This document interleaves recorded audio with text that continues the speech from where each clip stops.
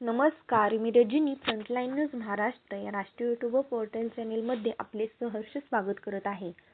स्वामी समर्थ प्रकट दिनानिमित्त 2000 भक्तांना महाप्रसाद. कोल्हापूर शहरात स्वामी समर्थ प्रकट दिन मोठ्या उत्साहात साजरा करण्यात आला. साळुंखे कॉलनी येथील स्वामी समर्थ मंदिरामध्ये तब्बल 2000 भक्तांनी महाप्रसादाचा लाभ घेतला. कोल्हापूरमधील नाना पाटील नगर परिसरातील साळुंखे कॉलनी येथे असलेल्या स्वामी समर्थ मंदिरात प्रकट दिनानिमित्त विविध धार्मिक कार्यक्रमांचे आयोजन करण्यात आले होते. मंदिराचे प्रमुख समरजित साळुंखे यांच्या हस्ते स्वामी समर्थांच्या मूर्तीला अभिषेक घालून पूजा आणि आरती करण्यात आली. सकाळी 11 वाजल्यापासून महाप्रसादाचे वाटप सुरू करण्यात आले होते.